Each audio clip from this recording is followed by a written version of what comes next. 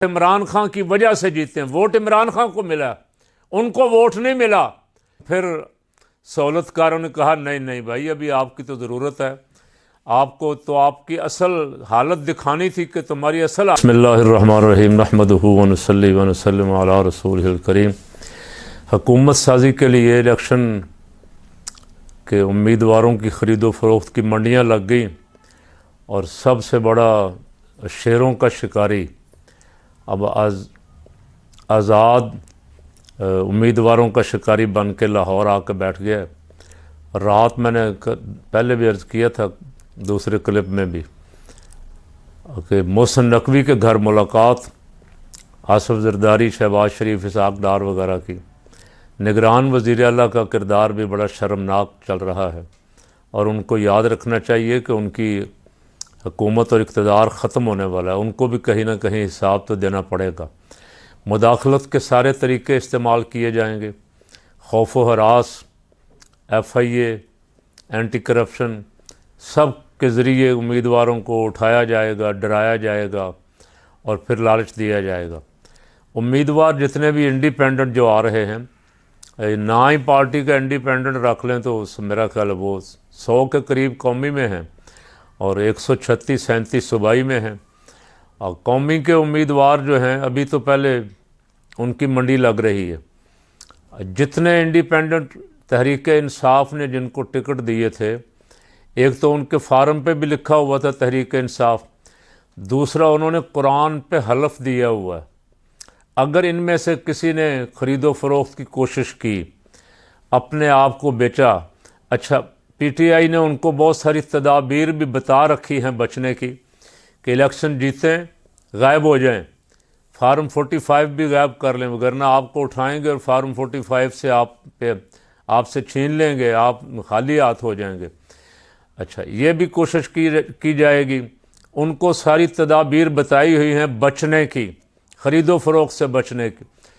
इसके बावजूद भी अगर कोई ख़रीदो फ़रोख्त में शामिल होता है, अपनी सीट बेचता है, तो उसे ये याद रखना चाहिए कि उसे हलके के अवाम कभी माफ़ नहीं करेंगे और उसे अपने से पहलों का अंजाम भी देख लेना चाहिए। राजा रियाज एंड कंपनी का जो 17, 18 या 20, 27 बिके थे तहरीक इंसाफ के, जिन्होंने रजीम चेंज करवाया था, उन सब का अंजाम देख लेना चाहिए। उनका ज़मीनी इंतखाबात में क्या अंजाम हुआ और अब क्या अंजाम हुआ।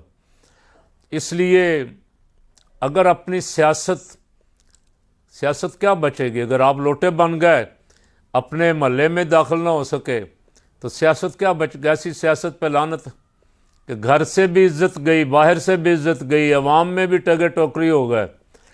तो जितने भी उम्मीदवार जीते हुए हैं और आज़ाद हैं और फ़कीर की आवाज़ सुन रहे हैं, उन सब से मुअद्दबाना दरख्वास्त कर रहा हूँ कि एक दफ़ा डट जाएं, एक दफ़ा इस पैसे के सिस्टम के सामने, जाली निज़ाम के सामने, ख़रीदो फ़रोख्त बाज़ारों वालों को मायूस कर दें।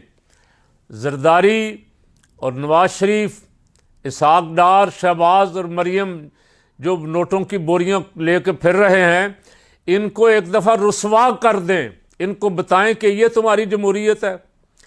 तुम तो जमहूरियत, वोट को इज्जत दो की बात करते थे, अब तुम वोट की इज्जत दो की बजाय ख़रीदो फ़रोख्त कर रहे हो वोटों की। ख़रीदो फ़रोख्त के बगैर किसी सूरत, कोई सूरत नहीं है कि वो हुकूमत बना सके। एक की 70 सीटें हैं, एक की 50-55 हैं ज़्यादा से ज़्यादा, और ये सारी कुल मिला के 120-25 बन जाएंगी। इनकी बाकी मिला के जो स्पेशल सीटें इनको मिलेंगी ख़वातीन की, वो मिला के ज़्यादा से ज़्यादा 130-40 बन जाएंगी। तो कैसे ये हुकूमत बनाएंगे? कम से कम 172-73 चाहिए और सीटों वाले दूसरी तरफ बैठे होंगे। तो ये ख़रीदो फ़रोख्त के सिवा कोई हल नहीं है। इनके लिए एक ही इज़्ज़त का रास्ता था कि ये खुद कहते, लार्जेस्ट पार्टी को ये खुद कहते कि आप हुकूमत बनाएं, आपका हक।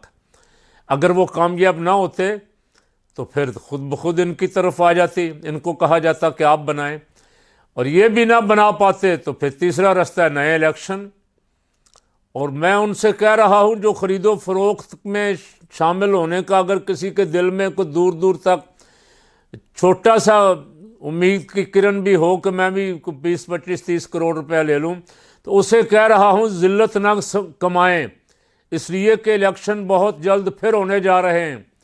ये इलेक्शन अगर हकदार को हक ना दिया गया तो ज़्यादा देर ठहरेंगे नहीं। कराची में उसकी झलक नज़र आ गई।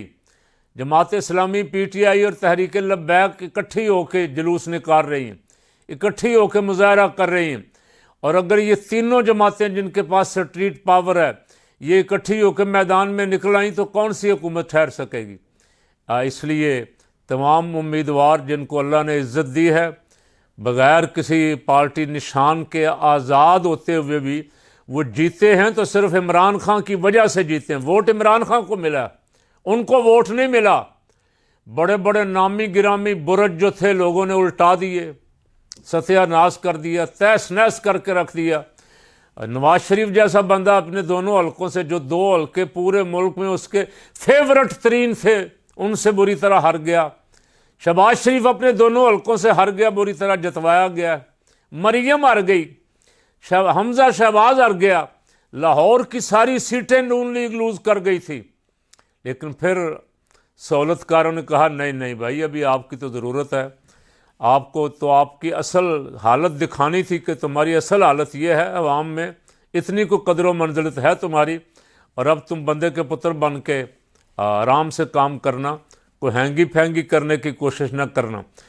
तो मैं फिर दोबारा दिगर इन लीडरों से कहता हूँ कि कोई सियासियात, कोई अखलाकी कदरें जो हैं उनको बाकी रहने दें।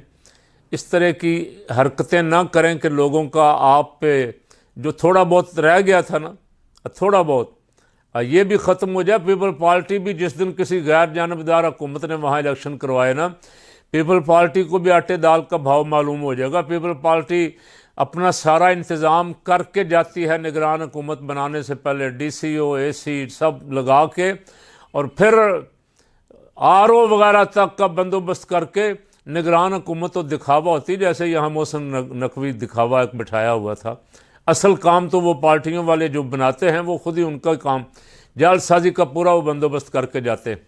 तो इस दफ़ा आज़ाद उम्मीदवार जो हैं उनके कंधों पे बहुत बड़ी जिम्मेदारी है कि वो हक़ के साथ खड़े रहें। नतीजा ये होगा कि उनके खड़े रहने से जमहूरियत मजबूत होगी, मुल्क में इस्तेहकाम आएगा और मुल्क आगे की तरफ जाएगा इंशाअल्लाह अज़ीज़।